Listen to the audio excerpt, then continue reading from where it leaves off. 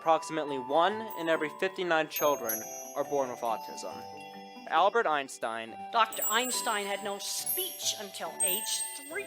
Steve Jobs, he was a loner. He brought snakes to school. Leonardo da Vinci. This man was far advanced on the autism spectrum. I'm not naughty. I'm autistic. And I just get too much information. You're listening to Takiwātanga, Love Not Cure, exploring autism one strength at a time. So first and foremost, I would like to thank you for giving me this opportunity for us to have this conversation around autism and around disability in general as well. And also, I would like to congratulate your office and your team for the new ministry. Thank you for at least giving or maybe somehow listening to my concerns as well, perhaps along the discussion. It's been first 2 weeks as far as the ministry has been established. How was your first 2 weeks? Well, firstly, thank you very much, Lloyd, for the opportunity to just have a kōrero with you. It's been amazing to think that we have Whaikaha, the Ministry for Disabled People. That's been launched, a couple of weeks ago. The main thing for the first initial kind of few weeks was to make sure that the things that transferred over to the ministry, particularly from health and disability support services, embedded okay, people are getting their support, and that nothing has changed in that space and people are feeling okay about that. Really important that people get the support that they need and the care that they need. And the other thing was really embedding Enabling Good Lives, the pilots into the new ministry and the Office of Disability Issues. So the first kind of little while is implementation and establishment, and it's really just about bringing those three processes together under the one roof and ensuring that they are working well, doing what they need to do, and that we will develop a plan of work and be much more concrete about how we continue going forward. So initially, just kind of bedding everything in. So it's been working really well so far. Okay, so what's your motivation? I know coming into office, there's a huge list of concerns, perhaps some challenges that other parents with disability or parents who are directly connected with a person with disability. What's your why? What's motivating you to go to this office, to your office? Yeah, well, firstly, the opportunity to change the landscape, firstly, of how government interacts with the community, but mostly how the rest of Aotearoa New Zealand are able to interact with the community. So what I mean by that is that we've got a real opportunity here to improve the outcomes for our disabled people, wherever they interact with whatever services are out there, or really their expectations of how they live their lives. So, later this month we will be putting in place the accessibility legislation. We'll be reading that for the first time. And that's really significant for us as a country. It's a piece of work that we have worked on for the last 5 years, and it came about because the Access Alliance, which is a group of disabled people, their carers, their parents, and services, understood that in order for disabled people to have access to things like decent housing, income, education, transport and the like, they needed this legislation in place to make sure that everybody across the whole system is aware of their responsibilities. So that's hugely exciting. But what is also really exciting is that this is the first ministry of its kind dedicated just to our people with disabilities anywhere in jurisdictions that we compare ourselves to. So that's a huge opportunity for us. We want to make sure we get this right. What motivates me is that I was at the beginning of the process working alongside the Access Alliance as one of the MPs that supported the development of that. When we came to government, Minister Sepuloni, of course, had the role as part of her role, and I worked with her around ensuring that the voice of the Alliance was part of the discussion, and she picked up that work and has worked with disabled communities and with people with disabilities and people with their parents and their, and the leaders in the community to make sure that this piece of work has gone ahead. And what I thought was going to be accessibility legislation has actually resulted in a ministry, and that's hugely motivating for me. Yeah. If I'm going to be drilling down to the specifics of autism, is it part of the disabled community? I'm a little bit confused before when we're trying to access support from different organizations, and is it part of the disability or is it a different thing? So what is it? Well, it's a really interesting question in that there will be aspects of support and care for people with autism that span a whole lot of government agencies. What the ministry's role will be, and what my role will be, and what the new chief executive's role will be to ensure that wherever somebody interacts across government agencies, that the expectation is that they get served appropriately, and that we encourage the development of the staff within those agencies to understand and work appropriately with disabled people and the wider whānau. So whatever supports are needed for anyone who has autism, that they will in time be able to access them. They will be able to also, it's our dream that they will be able to drive what is needed for them. For example, in education, there's a huge opportunity for parents, for young people with autism to actually drive what services they need. I know that one of the issues that has really exercised parents with autistic children is the access to appropriate assessment and getting those assessments and diagnoses completed early so that you can get the support and services in place in time for your children, so that whatever developmental needs are required are put in place as soon as possible, because that has a huge impact on your children going forward.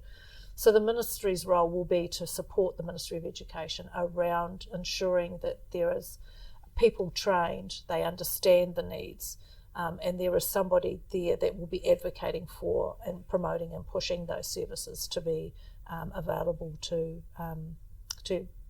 children at an early age, earlier than currently. And often parents are confused about where to go and what support. So that is a big feature of what the ministry will do.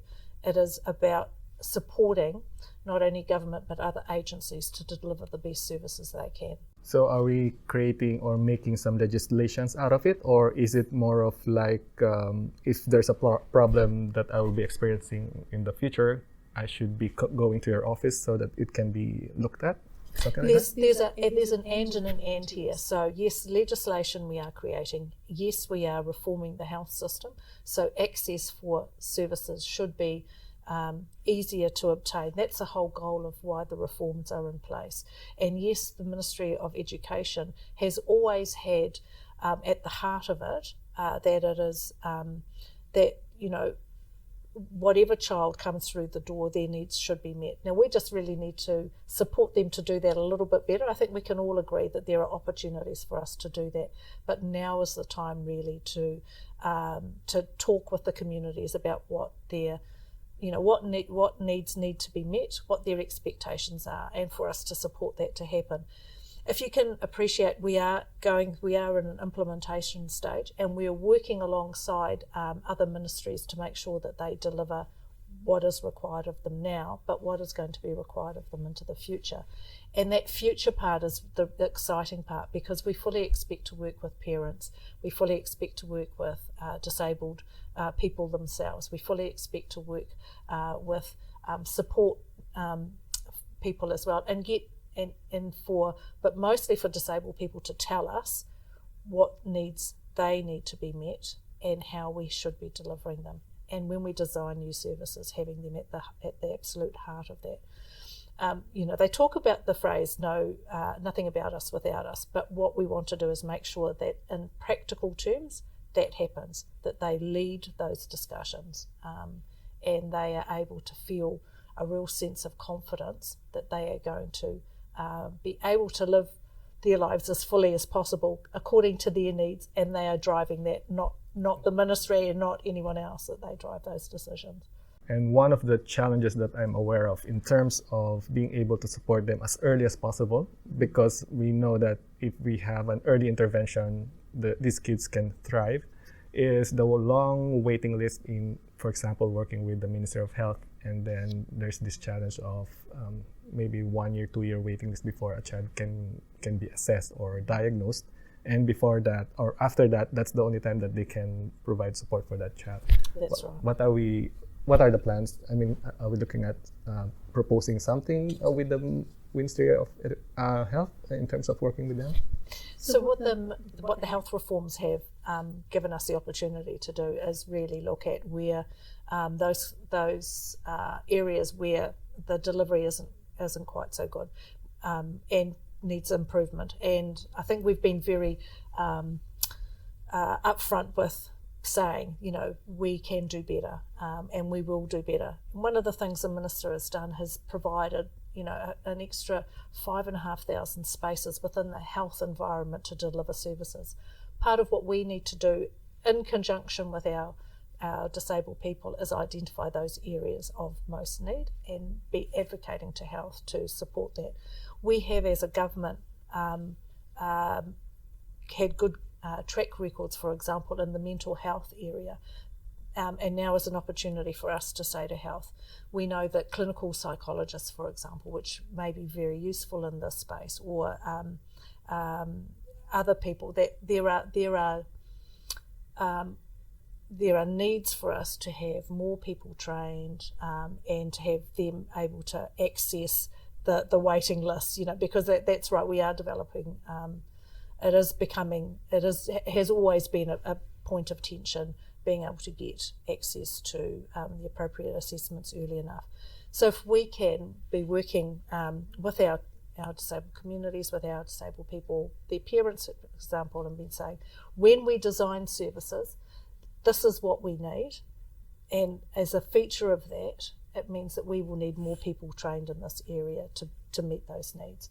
That's our expectation of the health system, that is far more responsive to our community's needs, and that's one of the things that we will be ensuring, that when I talk to the minister, that I will be presenting to him the concerns of the community and where the most need and pressure is.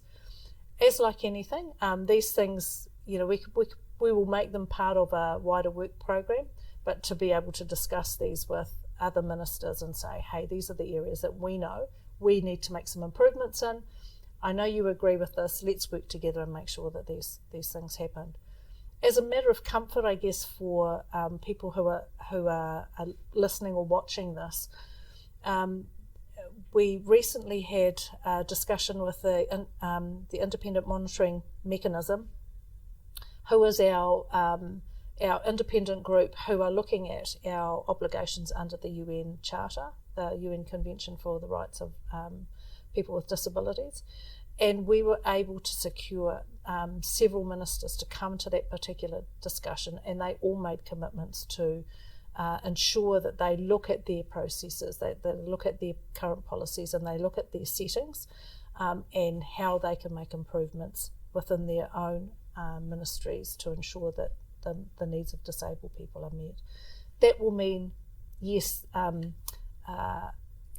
concerns of the parents of autistic children are expressed and concerned, and I would certainly welcome the opportunity for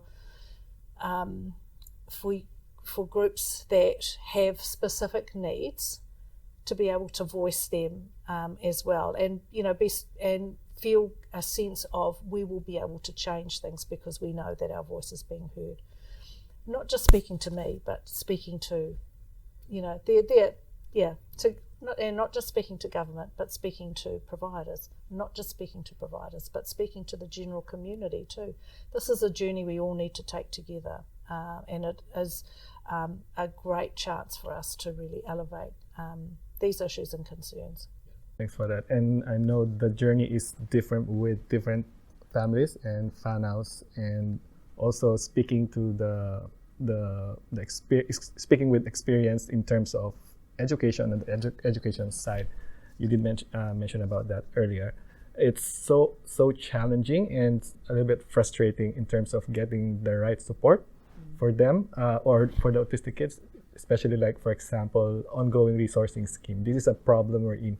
As far as I'm aware, it's only a 1% approval rate. Is this the yours? Yes. Yours funded, yes. And for the reason that it is being capped, and the reason or something that I couldn't understand is why autistic kids, those who have high needs, need to compete on that funding, wherein they need that funding, and then we're trying to look at these kids to be to thrive in the environment that they need to thrive on. And why are we still capping that, given that there's a need, and we all know that ORS is working very well for kids who have the right aid.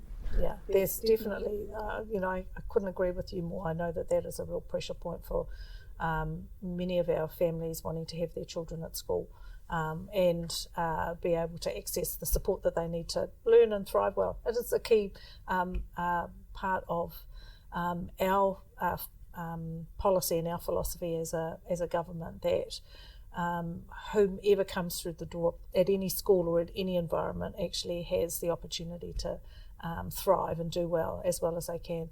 The ORS funding mechanism is problematic in that there is a limit, and once you have reached that limit, it's very difficult to get funding going forward. I know there is lots of work taking place to address that specific issue because it's a thing that comes up quite often, and also the idea of how you would set criteria for that funding to be accessed. I think that as part of not only our reviews in the health system, but this is actually an issue around education, that they are looking at how we do this differently. And it may be that we change the mechanism, but it's a conversation we need to have with the wider community about not only what do they see as frustrating and not working well, but what would good look like? What does good look like? We have to have that conversation. This is an opportunity for us to do that and to be supporting disabled people to voice those concerns directly, because we know that access to education is really important in terms of then being able to get good jobs and have good pay, and your future life outcomes are very dependent on the support that you get to do education well, or all those other things that you need to do well. Yeah, I'm pretty much aware about our long-term plan in terms of having disabled people on the leadership roles. I've heard about that long-term plans, and if we are not going to address the foundational needs, then there will be challenges in terms of us meeting that goal, right? Absolutely. So one of the first things that we're doing is, we're wanting to, as I say, embed all the practices in the ministry. That seems to be working well. We are looking at system transformation, and that is part of our Enabling Good Lives program to establish that across the country. That is, a feature of that'll be something that will touch many people's lives, and it's a feature of what we are doing in this implementation phase. What do we need to do? How do we set that out? What is the phasing that we need to put that in place? There is also around the Disability Support Service, some changes that are likely to be made there. But again, we've got to develop a bit of a work plan, and that is probably after the initial embedding in of the ministry is the next piece of work of what is going to be the plan going forward. What are the things that we need to do, and who will be sitting alongside the ministry doing that work. So establishing the governance group will be really important. It's important that as many views are represented in that governance group as possible, and that they feel their role is such that they are providing some really clear advocacy about what is needed. So it would be a great way to channel all of that into into the ministry, so that when decisions are made, they are the decisions that actually meet the needs of our community. In terms of having the Health New Zealand and Maori Health split from the DHBs now, they are two entities plus the Ministry of Disability. So we're looking at working across both areas as well.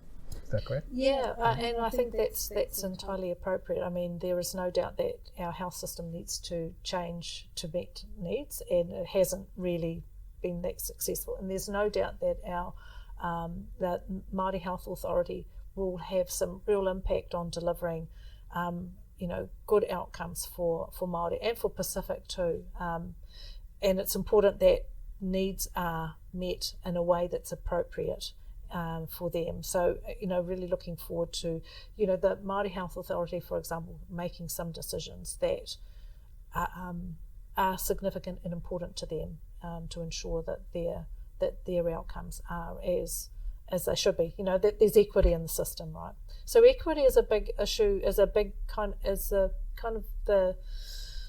I guess one of the core values that underpins a lot of this transformation work. And we do it because we know there are people who are missing out. Yes. And in terms of about working, how about working with other not-for-profit agencies as well? Are we going to be continually working with them in terms of, like, for example, I've learned about the transition activities or transition programs of the Autism NZ, which they are only doing at a certain location, like they're only doing it in Wellington and Auckland. Are we going to expand that in terms of transition to work of autistic people? Yes, in a sense that the role of the ministry will be to encourage, support, not necessarily do themselves, but encourage and support those programs. For example, if they are programs that come out of the Ministry of Social Development, we want to make sure that the engagements with the ministry, that the ministry staff are well supported, well trained, and continue to advocate. But more than that, the programs are in place for disabled people, and it doesn't matter who comes through the door, that the service is equitable. However, in saying that, one of the reasons we are introducing accessibility legislation is that we know that some people need more support than others to be able to ensure work programs, access to employment. What are the barriers for that? That might be education, so that education is barrier-free for disabled people. All of these things are really important to us, and we've put a line in the sand and said it is so important. We are introducing legislation which will demonstrate our commitment to supporting other government agencies, NGOs and the like, to deliver services that are the most appropriate to disabled people. For us in New Zealand, it's a really it's groundbreaking stuff to be saying, regardless of who you are, you have the right to a decent education, you have the right to decent income, you have the right to be able to enter Parliament, you have the right to decent housing, and that's our commitment to disabled people, that whomever you are, you will have these rights, and we will support you to access them. It'll take us a little while to get through that, but what we're saying, here's the line in the sand. At past this point, we will be working with disabled people to make sure that your needs are met as best as possible, and as a government, we are committed to this. So how long are we looking at? I know it's gonna take a while, but are we looking at a specific timeline to have this legislation done? Yeah, so the legislation will be about a year from start to finish, but then there's some implementation time after that, where overseas jurisdictions have had this in place. Some things have happened more quickly than others. It's given the opportunity for some people, say for example work programs and opportunities for employment, might have been easier to get off the blocks quite quickly, you know, work with employers about how they work with disabled people. That has been something that's been a bit of a feature for a while. So that might be an easy thing to, an easy aspect to deal with, perhaps. It might take us a little bit longer to deal with some of the more entrenched issues, and that might be around communication, that might be around things like access to justice or transport, or that kind of stuff. But it is, you know, it's our commitment that we make, and you know, part of this is really also supporting the public of New Zealand and the people of Aotearoa to get on board with this as well, you know. Okay. And then, so what's our initial plan of attack? I mean, like, we have this plan, long-term plans, like for setting up the legislations. What initial steps have we taken? I'm just curious about the initial steps that we have taken in order for us to start the journey for this Yeah. Well, this is where I have to put a big thank you to Minister Sepuloni, because she has done a lot of that work, which is leading us to the first reading of the legislation. But she's done a lot of work in the last 5 years as Minister for Disability Issues to ensure that Enabling Good Lives, for example, as a program, has rolled out to 3 sites. Now what our plan is to implement that across the country. We have to make sure we can do that in a way that's safe and stable, so that people will have, you know, continue to have good services. But we also have to do that in a way that people have choice about what services are and what, you know, what delivery looks like for them. That's part of we're not going to put a time frame on that, but we are planning to phase out some things initially and look at how we might roll that out across the country. Looking at system transformation as well, and how we transform our disability support service. That again is, we will work out a bit of a plan and then phase the work that we do there. You know, the legislation, as I say, that'll be passed in about a year's time, and then we'll start to look at implementing those things we can do quickly, and then phase out the things that might take a little bit more time, and bring on those other agencies as well to support that. In terms of the MSD, it's no longer, you're no longer part of this MSD, right? No. It's totally separate now. Absolutely. That we are the first ministry of disabled people in comparable jurisdictions just around disabled people, and that's a huge opportunity for us. And there will be people across the world that will be looking to see how this, you know, how it goes. Yeah. So, you know, organising getting on board our governance group and our governance arrangements is really important, and it's key for us to ensure that that disabled people have a very strong, powerful voice in this. And I know that I have asked you too many questions about what your office will be doing across different disability communities. So now the question would be, what do you think parents like me can do to help your office, to help your team, so that we can all succeed in your goals? Yeah, and I love that question. It's none of us do this on our own. And you, as parents, need to feel that not only your voice is heard, but that you are contributing to developing and doing some fantastic work. You know, one of the things we will be doing fairly early on, when our new permanent CEO comes on board, is we want to do a bit of a roadshow, go out to the communities and say, we are here, we want you to come on board, we want you to support, but we want us to do this together. Yeah, so that's my message, is that we don't do this on our own, we will do this together, and we want you to feel like you have an opportunity to really shape and change how our disabled community feel about the opportunities they have for themselves and their lives and their future. So any other final message that you can or you want to share with parents, carers, or the wider disability community and the people of Aotearoa? I think ultimately what I would like is that the person that's sitting in this seat has come from the community and has the lived experience and is able to really advocate for themselves. And I think my job going forward is to help create an environment where anything is possible, and that disabled people feel they have the voice and they have the control and they have the opportunity. That's, I think, the most important thing that any of us can do. We want to create the space where that's possible, right? Yeah. But I'm, hugely grateful to be given this opportunity. But I'd really like to pass this on to someone from the community. So let's first things first, let's try and get some more disabled people into Parliament. That would be good. It's going to be an amazing outcome if that happens at some point. So one last question would be, what's autism in the eyes of Poto? Autism is, it's a really interesting question. I mean, as a parent or as a person with autism, I guess you've got two different perspectives, right?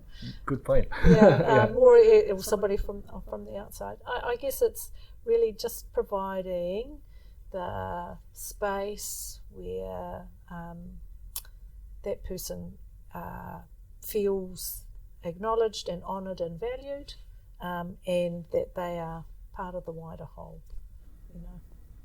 Guess that's it for me. And Okay. thank you for your time. I really appreciate your time for Thanks, Lloyd. giving us the time here and having this conversation. Thank you. Thank you. Welcome. Every tangata fight Takiwātanga is different. If you fail with one strategy, don't stop. Keep moving forward. Always remember that for every failure you encounter is one step closer to your success. Thanks for tuning in. Until next time, me muto te whakawa haere. Let's stop judging others. Me mahi tahi tato. Let's all work together. Kia maya, kia kaha, be brave and be strong.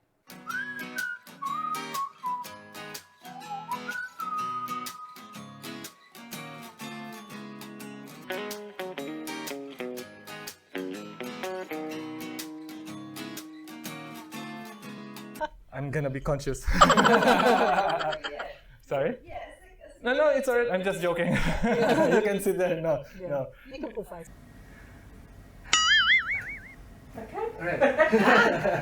Thank you. Well, firstly, thank you very much, Lloyd, for the opportunity to just have a